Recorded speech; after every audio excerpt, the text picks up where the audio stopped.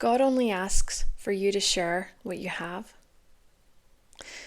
Sometimes it feels like we don't really have much to share, or what can we share?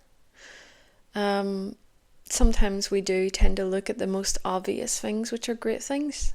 I mean, money is a great thing if you can share it. Your time is a great thing if you can share it. But I believe that God wants us to share more than just money and time. They're the very obvious ones, especially money.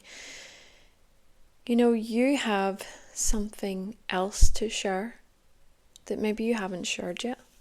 And sometimes it takes a deep pondering over ourselves and over what kind of a person are you? Like, tell me about yourself. You know, tell me, what is it about you that makes you different, that makes you who you are? You know, we also have obviously talents and gifts. What about your talents? What about the things that you're good at? That actually, I mean, you being good at it can bless another person to experience that, to experience your talent in that area. And what about your insight? What about your knowledge? What about your wisdom? What about your humor? You know, there's actually, and you know what? What about your company? We live in such a world that is deprived of company. Absolutely deprived. From all ages, from both genders, from so many different times in our lives. We are deprived for company. And there's a lot here for you to consider. There's a lot here for you to potentially share. You know,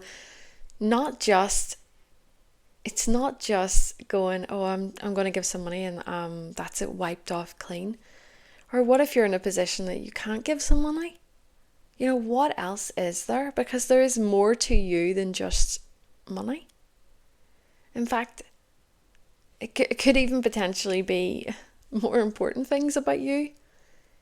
You know, it's easy for, I'm not disputing the absolute joy and benefit of giving, because that's wonderful. But can I put it out there that there's an absolutely incredible blessing when you spend your time with somebody that you've never met before, but give them like 2 seconds of your time. Or you see somebody drop their items and you help them to pick it up. Some things in life you couldn't pay people to do. You couldn't pay people to do. And so I just want to put that out there. What can you do today or this week in your life that other people wouldn't even be able to pay for? They say smiles are free. They are free. They have no currency, because you could not pay someone to genuinely smile at you.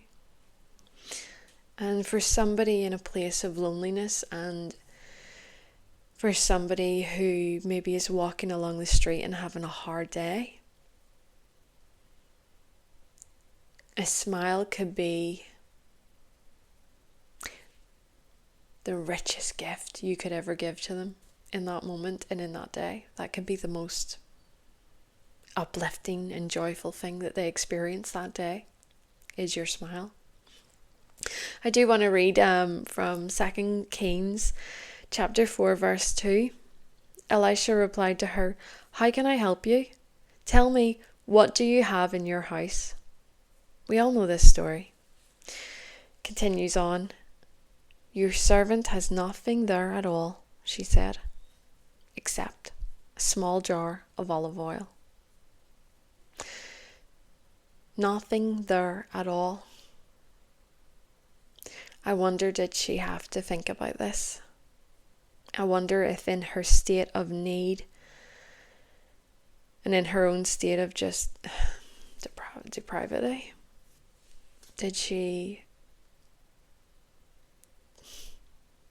have to actually think about the one thing that she did have when there was so much need and emptiness glaring back at her from every corner of her space? Accept. What's your accept? I know times might be tough, but what's your accept? I know sometimes we can be in busy seasons where we feel like we don't even have time ourselves. What is your accept? Can I just encourage you that you offer that accept into the hands of God to see how He wants to use it and multiply it? How does He want to multiply your exception? You should definitely give Him one. God bless.